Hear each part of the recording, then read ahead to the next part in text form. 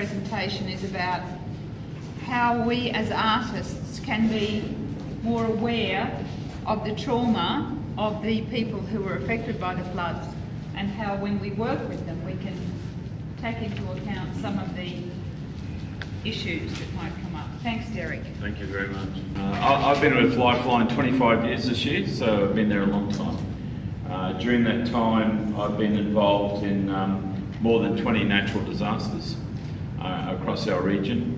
And my first experience actually as a young, good-looking, fit 17-year-old was the 1974 flood, so probably giving away my age there. But that's when I actually got first introduced to community recovery. And since coming to Lifeline, the Queensland Government has Lifeline listed as one of the immediate response organisations to go in after a disaster has occurred and to provide what's known as psychological first aid. So what I'm going to teach you and talk through with you is really about psychological first aid and how you can actually apply it when you're going into businesses, that when you start talking about your mosaic, that if you're starting to see reaction with them and they're starting to relive the events of the 10th of January 2011, that you'll be able to know what to do about it. Okay?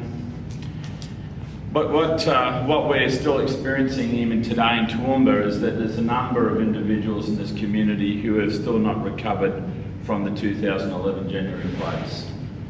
We find some of them are almost what I call locked in the time capsule at the moment, where their businesses have been destroyed and for one reason or another they just haven't been able to get out of that doldrum and get either the business reopened or make a decision to actually shut the business completely down.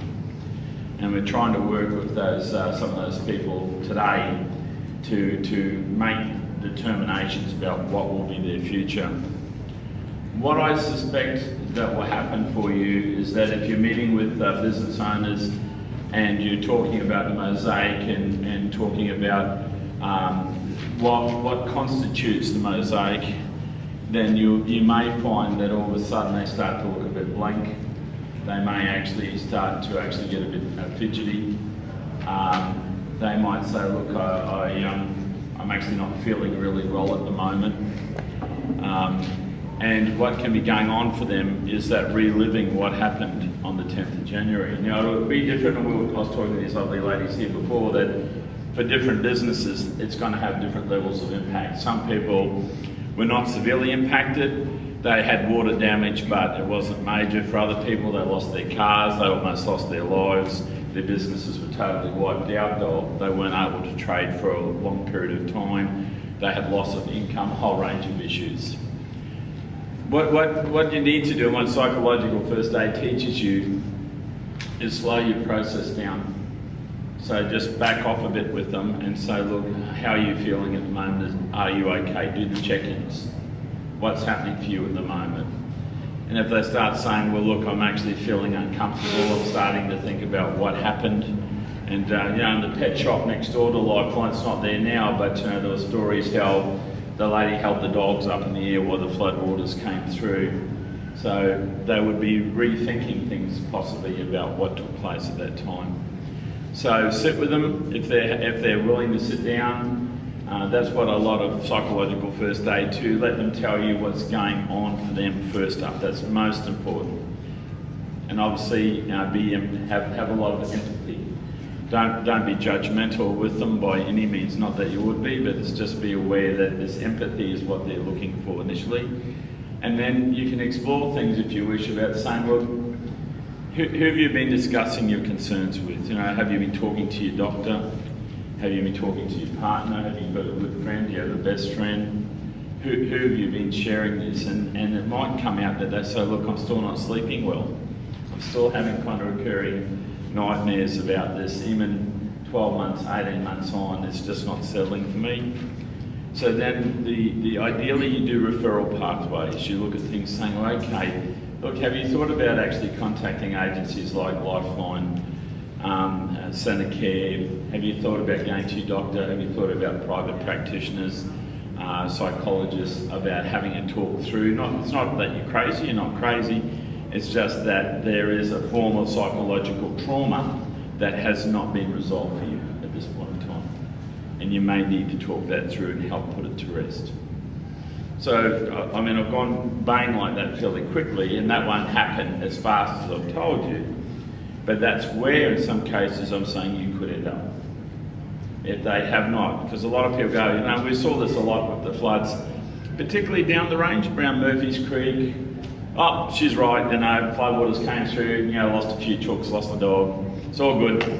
You know, let's get the house rebuilt, let's get going. 6 months later, when we did the check-ins, I'm not tracking well. You know, I'm now back in the house and I'm in, but I'm not feeling too good. It's not uncommon. The psychological trauma actually lasts 2 years after an event. And you'll find that it comes in 6-month cycles. So, you know, we're coming up to the anniversary again in January.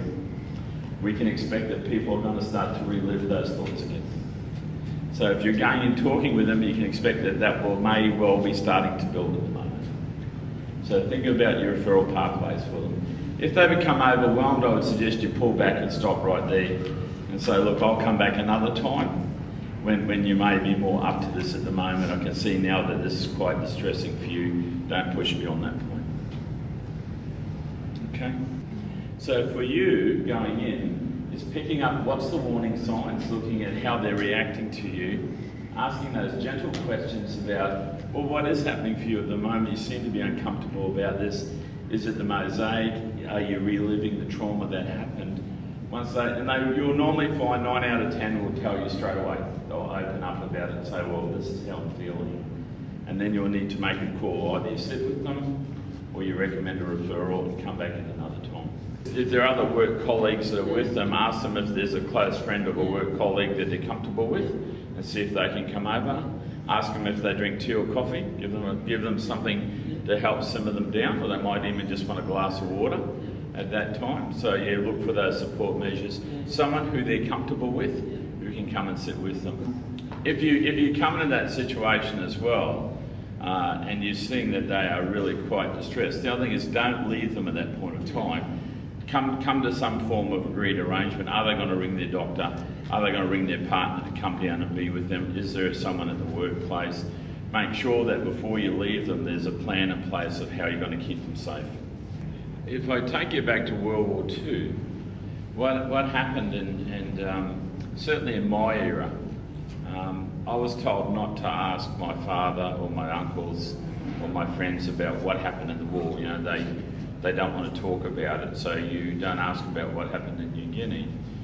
What we've found out is that's actually the wrong thing. We should have allowed them to actually talk about what had gone on for them. And so it's good that they actually wish to talk about it. And don't be surprised that they do get emotional.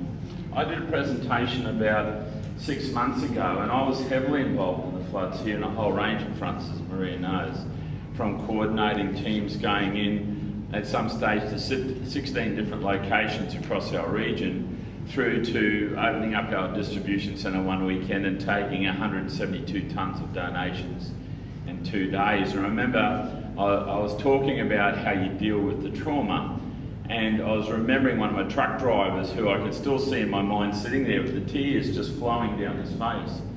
And I went up and said, Barry, what's the problem? He said, tell them to stop, Derek. I can't do this anymore. I'm just overwhelmed and I can't handle it.